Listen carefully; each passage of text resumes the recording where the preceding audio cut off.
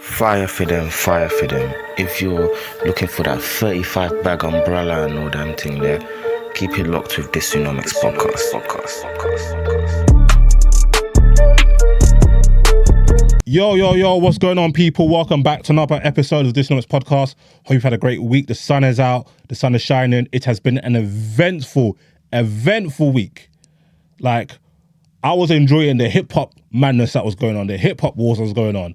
And then boom, a real world conflict could potentially have been initiated on Saturday evening, right? So as you know already by the title, we are talking Iran attacking Israel. In fact, let me rephrase that. Iran retaliating towards Israel, right? A lot of people are asking me, yo, Jesse, what does this mean? Like, how's it going to affect prices? Is there going to be another world war? So this is what we're going to talk about today. What happened? Why did Iran retaliate on Israel? Was it a real retaliation? Was it posturing? Are Israel shook? Is Iran shook? Are we going to see World War III? Are we in danger? What is going on? So this is effectively your one-stop shop to understand what you're seeing in the news from top to bottom. We're going to do our very best to give you all the gist, as a lady say, all the tea, and I'm not going to lie. Ladies were cooking with that one still. But yeah, we're going to get into it. Iran get their lick back on Israel. But are we heading for World War III? That's coming up after a short break. Yo, whew. Okay, there's so many ways we could start this podcast. But I'm going to tell you why Saturday happened, right? And I believe it was April the 1st, 2024. In fact, let me even go back. This is my opinion. I personally believe, I think it was early January, there was a historic, what is the gentleman's name? Should I Google it? I'll put it on the screen for YouTube. There was a historic general that 10 years ago was killed by an American I think it was an American airstrike, right?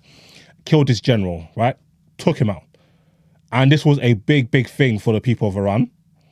And every year they commemorate his death. There was it's almost like a big funeral festivities. And there was a terror attack killing over 100 people, maybe even 200 people. And a lot of people were looking towards Israel. And me personally, like, it was claimed by ISIS, but who is tooling ISIS? Who's putting a battery in their back? Who's giving them intelligence? Who's giving them money? And I'm going to lie, me personally, to me, this had Israel's fingerprints all over it. So this is why I believe this iteration started. Do you get what I'm saying? But for the guaranteed iteration of this, at the very worst, was, I believe, the 1st of April. Up on the 1st of April. There was a meeting going on between a couple Iranian generals and some other top brass people from the Axis of Resistance. So that's people from Lebanon. That's people from Hamas. That's people from Iraq and Syria. And this happened in Damascus, which is the capital of Syria, in the Israeli consulate. So this is diplomatic premises. So usually people of this high level of importance probably wouldn't meet in one place because they're all too important. But I believe this is because of the nature of where they're meeting, they believed that they were safe. And of course, that was tragically not the case. So the generals, long-serving diplomats were killed alongside General Mohammad Reza Zahidi and Zahidi's deputy, General Hajid Rahimi. So for my research, like, Zahidi was in charge of the logistics of, like, getting supplies of weapons to all the different regions, you get it? And why this is big is because from doing my research, listening to military people doing analysis, watching the news, but I prefer the people that were in the military to do analysis. They say, when you're in this type of field, yeah, a lot of stuff is relationships because you're dealing in a very devious market. So you have to trust people that you're talking to. So this person has been in this position for 20, 30 years. And they've also cut the deputy. So the person that can step into his position has also died. So this is a significant strike for Israel because this is messing up the logistics of what Iran has got going on. And not only is this key figures for Iran, but it's also effectively an act of war because you have killed an Iranian general on Iranian soil because it's Iranian soil. And this is a clear breach of international law. Now, was there condemnations outside of Russia and China? No, we didn't see David Cameron our foreign, Lord Cameron, shall I say, our foreign minister. We didn't see nothing from Rishi Sunak, nothing from Keir Starmer, nothing from Joe Biden, nothing from Emmanuel Macron, nothing from Olaf, the German chancellor, so on and so forth, right? But Iran said, yo, we ain't gonna let this slide. We are not going to let this slide because this is a clear act of war. And this is what led us to what you've seen on the weekend, right? So before I get into, actually, let's talk about what happened first. Actually, should we get into the background? Let's get into the background. We got to slow cook this one, right? Because as you know, Iran launched gazillion drones towards Israel and also some missiles, cruise missiles and ballistic missiles, right? Now, nobody was killed. I believe the rumors is that there's one girl that's potentially critically injured, a 6-year-old, but I'm not sure how true that gist is. So I'm not going to really say that that's guaranteed because man don't know. Do you get what I'm saying? Now, Israel and America and their allies are playing this off as nothing happened. This is a bad thing. They should have never done this. It's reckless. It's escalation, but everything's good. But the real gist is that no, they actually managed to strike one of Israel's bases in Negev, and they caused significant damage. Where it's, according to Israeli sources, it's not operational right now. But naturally, they're not going to say this out loud because that's an L, and the people are going to be like, "Yo, you're going to have to rise it on them, man." Do you get what I'm saying? And we're going to get into all the game theory around that. But I think it's very, very important to take a step back and to understand how we got to this point. So we have to look at the history of the Israeli conflict. Iran, right now, their thing is Israel is Fugazi. They should not exist. It's actually Palestine, and the Zionist regime are illegal occupiers and colonizers. That is one of their main gripes with Israel. The other gripe, which is almost as important, if not more important, depending on what you believe, is they are grappling with Israel and effectively Saudi Arabia for influence within the region. Also, Iran does not mess with Israel's biggest ally, the United States. This is very interesting because in 1948 was when Israel was controversially established. Iran was the second majority Muslim country to recognize its existence. And yeah, okay, cool. We normalize with Israel. And that's because the governing body at the time was an Iranian, like, kind of kingdom ruling body, and they were sympathetic towards the West, right? Some people say that they're just the West puppets. Now, of course, after decades and decades, the Iranian people, they weren't feeling this. What's this by my head? Oh, stupid plants. Which led to the Iranian Revolution in 1979. And the Iranian Revolution in 1979 flipped the script. Now, it went from, yeah, we're cool with the West now, we're dogs, but now, that shit's a dub. The Iranian Revolution saw a completely different energy and temperature towards Israel. The Western Ba'ath regime, yeah, out of it, they'll kick to the curb. So the first supreme leader of Iran, that was the man that helped influence this revolution, and I want to get the pronunciation as right as possible, Ayatollah Ruhollah Khomeini, right? So he was the first initial leader, and his thing was, listen, we are sick of the West and these global powers and their arrogancy trying to influence the region, and we're sick of this. We're standing up to these world powers and their regional allies. Basically, see you puppet countries in the ends? That shit's a dub now. Do you get what I'm saying? They dubbed Israel Little Satan and America the Great Satan. So this is their mortal enemies, right? So instantly, as soon as Ayatollah Khomeini touched base in 1979, diplomatic ties with Israel, lock off. Done. The Israeli embassy became the Palestinian embassy because we do not recognize you. And even to this day, Iran, you won't catch an Iranian leader say the word Israel. Whenever I've seen these gentlemen speak in the media, they always refer to them as the Zionist regime or the illegal occupiers. They don't even believe in the term Israel. Like, that is how hostile they are towards Israel because of the belief of how Israel came to pass, how they've treated the Palestinians, and of course Israel's tie with America, and of course Israel has. And also, there's the political game theory thing of Israel's influence within the region.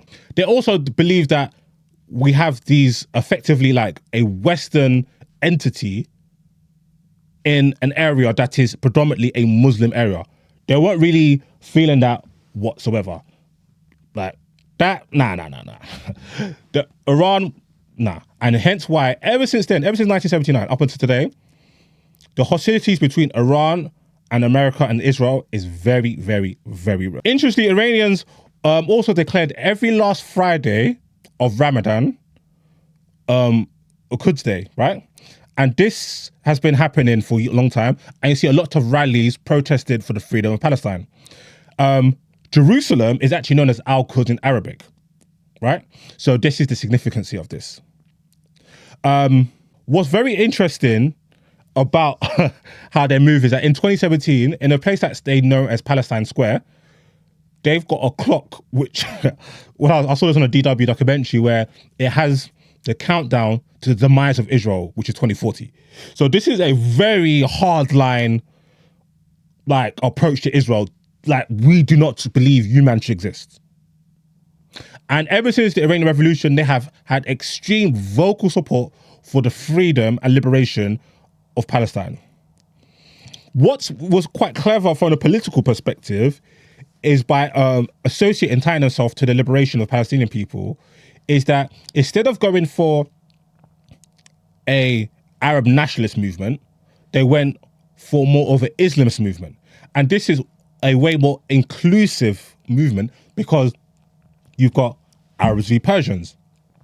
Definition has been on the screen. Shia Muslims versus Sunni Muslims. So you've got those differences.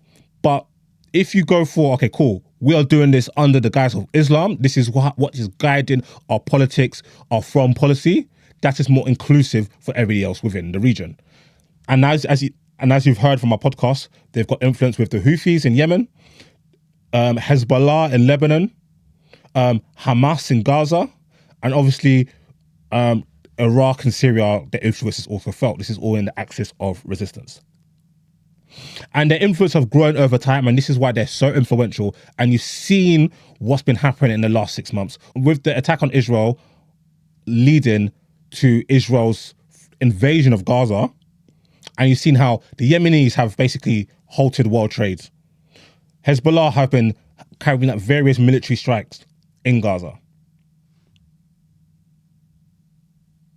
What's super interesting about this conflict is that Iran and Israel have effectively been engaging in covert war with each other, right? And this has been dubbed by many called the shadow war, right? So they have gone at each other, allegedly, in each other's nations and outside of it, but nobody really claims like their works.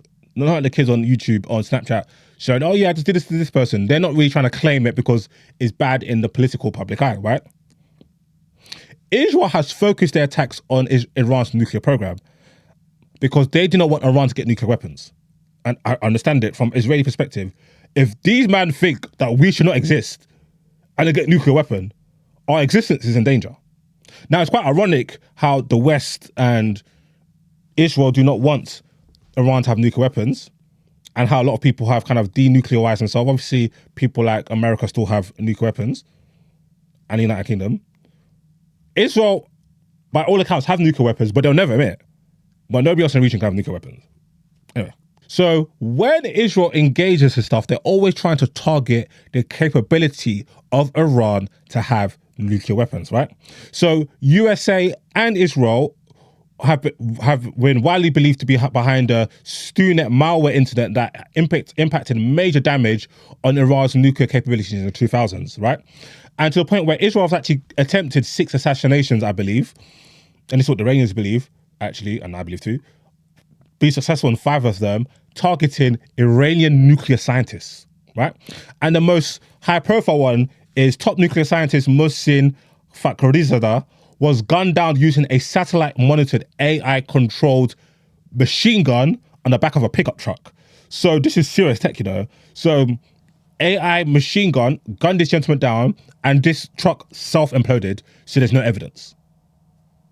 Mad. Israel, on the other hand, has accused Iran for series of attacks on its interests, including several drone strikes on Israel-owned oil tankers and cyber attacks, which is interesting because I believe they launched a cyber attack the other day. Now, now let's get to the ish, right? So Saturday evening, after Drake has slapped you lot's boy Kendrick Lamar, slapped his head, pap, pap, pap, pap, pap, Rick Ross, pap, pap, Young Metro, pap, pap, Future, pap, pap, that's just slaps hella man's heads. I was basking in hip hop joy. Then I start to see the tweets come through. And then I had to open Al Jazeera. I was looking at all the tweets, all the tweeters that I know are in the loop in the Middle East, looking at Sky News, Spectator Index, all these things, and it was crazy, right? So, Iran has already been warning everybody, we're going to get these, man, yeah? And you, man, better stay out of it. Because when they did us and we complained, nobody said anything, yeah? So you lot better stay out of it. Now, America tried their very best to stop this, right? They even hit up like China and rushed China to be like, yo, I beg you, tell me that, man, to chill. And even President Biden, he was actually meant to go for like a couple of days off on the weekend, and he had to like, no, we gotta go sort this out. And there was talk of like he actually tried to get the reins on the phone, and they said, don't call our phone. Listen, you lot stay out the way, don't get involved, and everything's good. But if you do get involved, see those bases you have in the region? Yeah? For the audio listeners, I'm putting the gun, because that's what they told them, man. Yeah? And they told that anybody who gets involved, who assists, who opens the airspace to Israel or anybody, yeah, is on site. So what happened? They launched dozens of drones from all angles.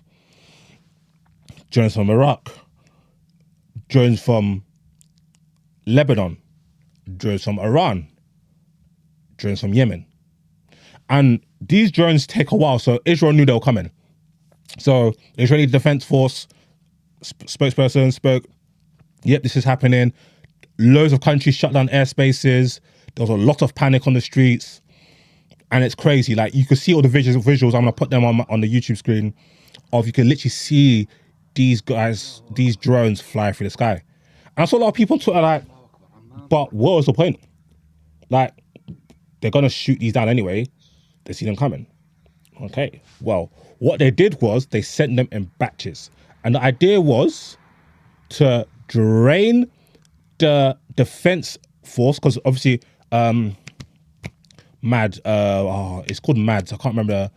So basically, they have a system. They got the Iron Dome, and they've got other systems that stop the rockets from Hamas and Lebanon causing serious damage, right? It's very expensive, but it gets the job done. But if you are sending waves upon waves, they then start to have to make choices because they can't stop all of it, right? They can't stop all of it. And that was the plan, to send the first wave of drones, and the drones cost like $50,000 each, which is relatively cheap in military terms. And then you send your missiles to hit the targets you want to hit. Now, Syria said, our airspace is closed. We ain't hearing it. Qatar, Kuwait, our airspace is closed.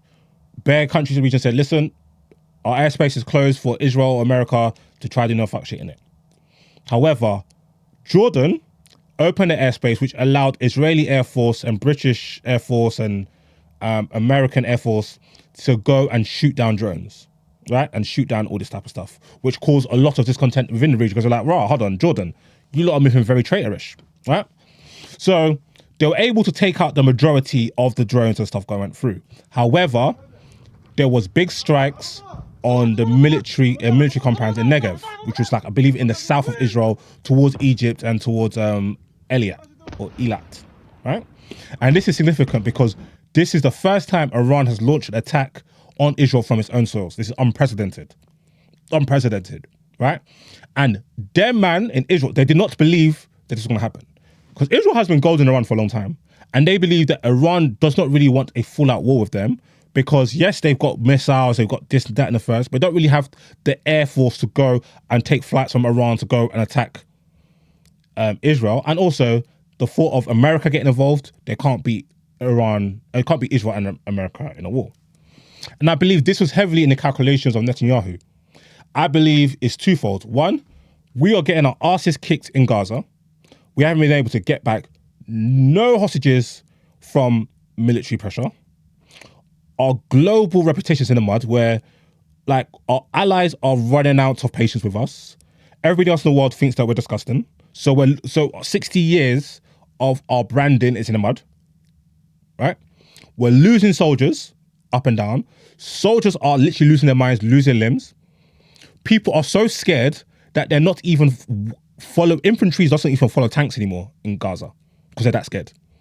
Because the Hamas have been destroying these tanks. In fact, most of their good tanks are gone.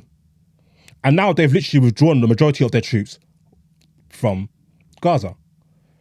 And according to America, they believe that 30% of Hamas's military capabilities has been done out. Hamas have told Iran 15% of their capabilities have been done out. You could say somewhere in between the middle.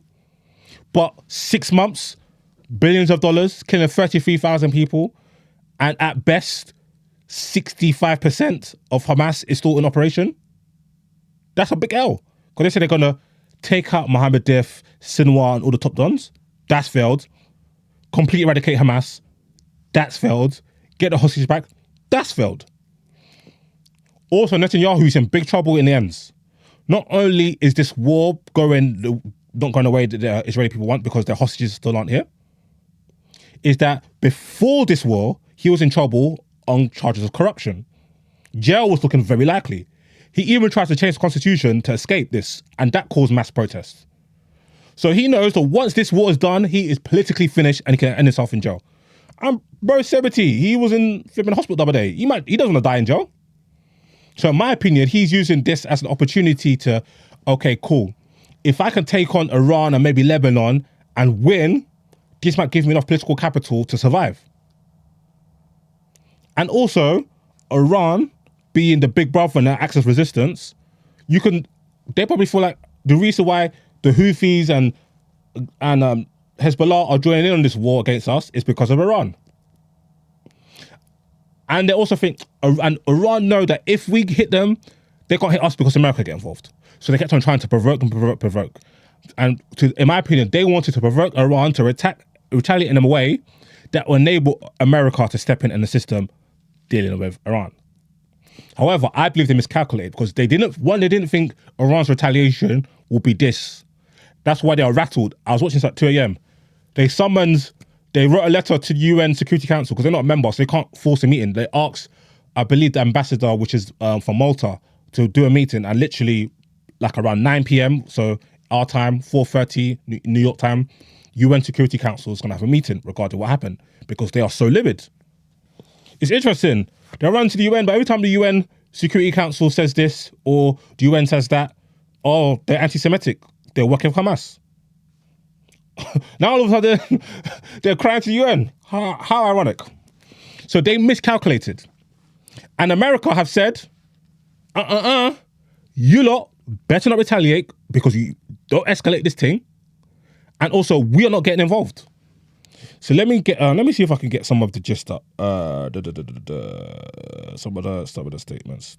So White House National Security spokesperson John Kirby, who I generally despise, says we do not seek an escalation or want a wider war in the region.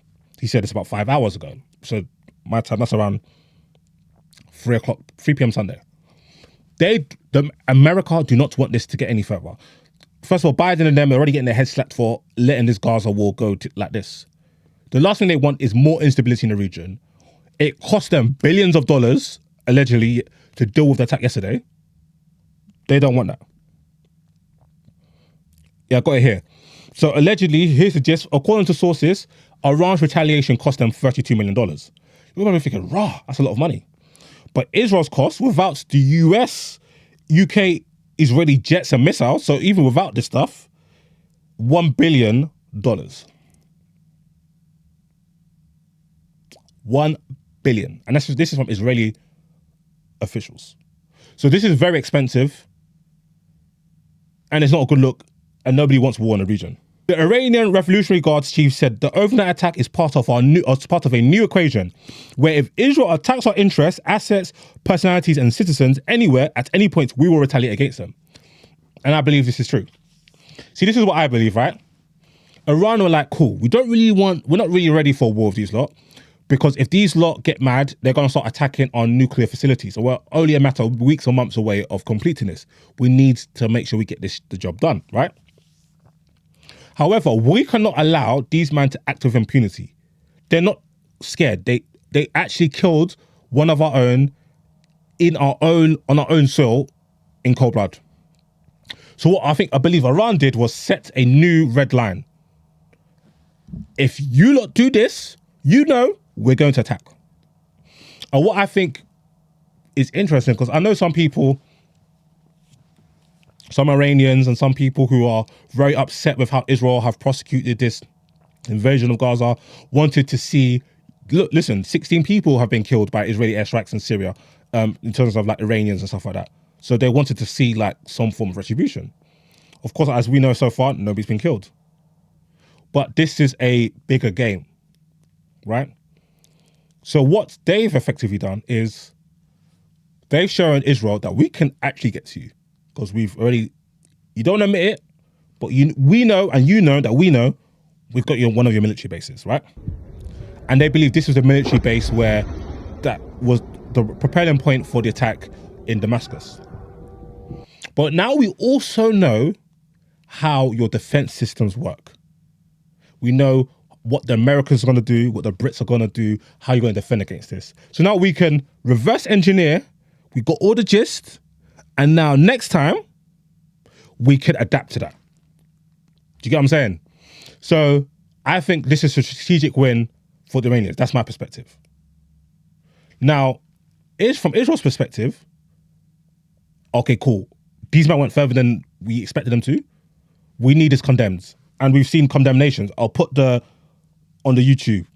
Keir Starmer, America, Macron, Lord Cameron, Prime Minister Rishi Sunak, who is not really a Prime Minister, we don't even see you. Get your bitch ass out of here. But when Iran was struck, there's no condemnations, no condemnations, bruh. But now they retaliate, which is legal under, I think Article 51? I was reading it up earlier the other day. Now it's Wahala. Now it's reckless. Nobody died when Iran did it. It's so interesting. I've clocked that a lot of diplomacy and Western values is just basically when our white counterparts do something that we support, it's cool. When you man do it, it's not cool. Now, from Israel's perspective, we had to put a lot of resources in this. This was the first day in Gaza since October the 7th where there was no planes above Gaza. They're out in the street celebrating. Now, Iran has shown they're not scared. Israel knows they're surrounded. Israel knows they could not go to war with Iran or Hezbollah because they can't even deal with Hamas. And they've taken the soldiers out of Hamas to deal with a war with Hezbollah, which they are not going to win, bro. But they're desperate anyway. But they know they can't fight this war on multiple fronts. They can't, especially without the assistance of the US. And the US have made it very clear that they're not going to get involved because Iran have told them, you can't get involved. And it's even a bad look for Israel, America to get involved. What? It doesn't serve them in any way.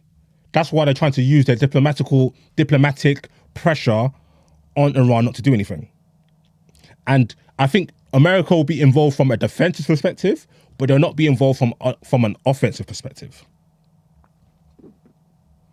And Iran hit their main goal. Israel, you're running around like your puck. You can't do that no more. Let me see if I've got any other tweets from you. One thing that was crazy to see was the Israelis. I saw a video of these. They were literally, because you could see everything in the sky.